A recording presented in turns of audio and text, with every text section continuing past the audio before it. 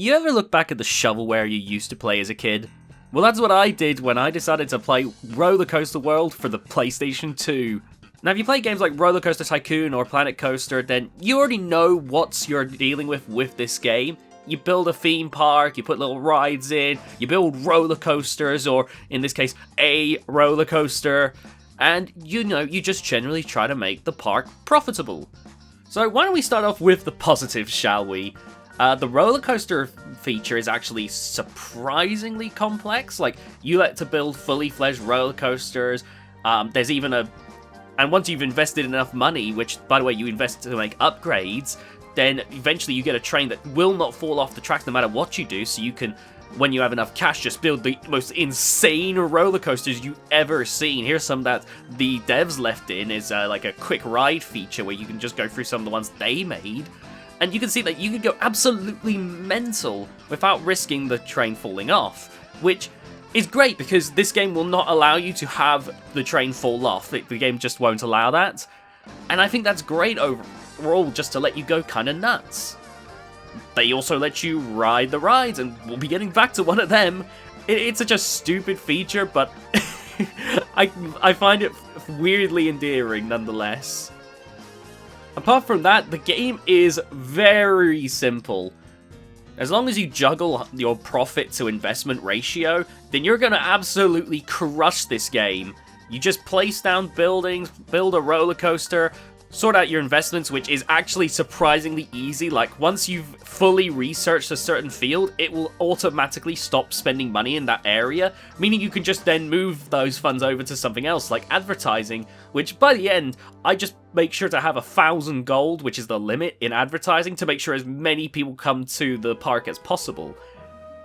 As long as you just make sure that you don't go too far in the red, which is very easy to do because you can just see how quickly you're accumulating wealth and make sure that you don't go too far into the red to where you can't recover, which, by the way, if you don't recover in like a week, then you automatically lose.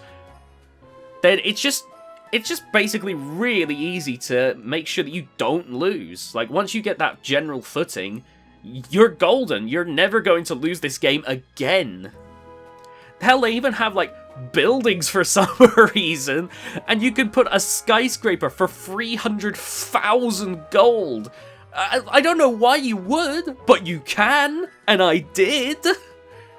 And after that, once you've built the roller coaster and done everything else, you just sit there and just wait for the gold to build up until you get a 2 million gold valuation and the credits roll. Well done, you won. You could technically keep on playing, but why would you? You've done everything in the game. Oh, you want to ride the rides? Sure, there you go, look at that. Oh, wow, wee! Do you want to go over to get some food? Oh, look at that, it's a text box telling you that your hot dog was delicious. Isn't this enthralling? One of the only reasons that I'd ever want to come back to here is one thing that I've been neglecting to mention, which is the haunted house. Oh yeah, okay, so this game right here, this shovelware PS2 game, is rated 3+. I don't know what it is in the US, but over here, you can be 3 years old and playing it. So you go over to the haunted house, and oh my goodness, what is this? This is the haunted house. There are several levels where you just look for the exit. Now, I couldn't do that in this version because, oh my god, the screen was way too dark. I couldn't see where I was going, so I couldn't find the way out. And the entire time, there's a ghost, or in some cases ghosts, I'm pretty sure, wandering around. And the closer the ghosts get to you, the more your controller vibrates like a heartbeat.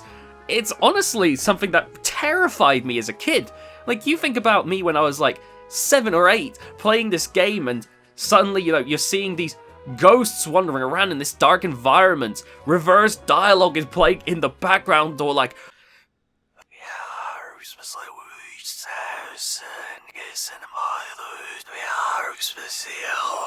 it was terrifying. Like, I don't know what they were thinking, but I will say this, it gives me a reason to revisit it. It also has a challenge mode where they challenge you to build a roller coaster within these specific guidelines, but these guidelines, apart from the G-force, is obviously a little bit, it's a bit hard to tell what exactly the game wants from you sometimes. But generally speaking, it's a fun little distraction. Because again, the roller coaster building is the best part of the game. Like, as a kid, you know, if there was nothing else I was going to do, I was going to build a gigantic roller coaster. Really, if you're going to play this game, those are the only parts I can recommend to you. Is the roller coaster building itself is pretty solid for a budget game, and the haunted house, because Jesus Christ, I want to know who came up with that. Everything else is clearly very low budget. I can't recommend you play this game, generally speaking. If you are going to play it, here's a little fun fact. If you go to Rail Color 2 in the settings, you can turn everything down and make the roller coaster invisible so that the train will be driving on an invisible track. Have fun! You also get random notifications every so often as you build the park that will, you know, give a bonus or take away from the percentage of visitors to your park. You know, if you're doing really well, then you might get a boost, which will mean more gold. Or if you're lacking in something, say you need to build more, put more trees down, more bins, more tickets, more info boards, then you do that as well. Which is why, right at the beginning of the game, what I'll do is I will just grab all the essential things like bins, ticket vending machines, info boards, and I would just rapidly place them at the beginning. Like, that's the thing. There's no real forethought to any of this compared to other roller coaster games where you have to meticulously think everything out. That's why I'm saying, like, everything is paper thin in this except for the roller coaster building. Oh, and if you need any more proof about how scuffed this game can be, the inverted out and back track, the last thing you can unlock in the game, with the last train you can unlock in the game, is impossible to use because it just bugs out. Look at this! What is going on?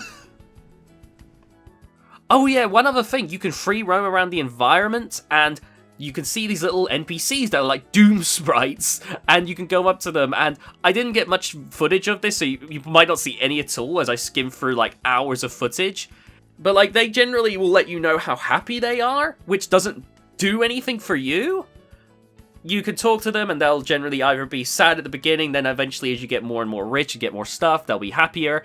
There's some funny dialogue there, because you'll see like a couple that's about to break up if they're miserable, or they'll suddenly be like, oh, I want you to marry me, and I don't know, like, it's such a, I guess it's a nice detail.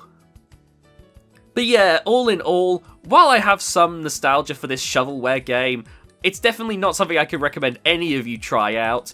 It's got some fun novelties to it, but overall, this game is as paper thin as the open world that you can free roam in. Oh my goodness. It's just a very strange game. Like, it definitely feels like the developers were trying their best with what they had. I imagine that they were under a significant budget because so many of the sound effects and stuff I've heard in other games as well. So I can tell a lot of stuff in this was probably like stock stuff. They probably did not have much time or money to work on this. But man, the rose-tinted glasses come off hard, and apart from the actual main bit of building a roller coaster, there really isn't much reason to go back to this. There's so many good alternatives nowadays. Well, there was good alternatives back then!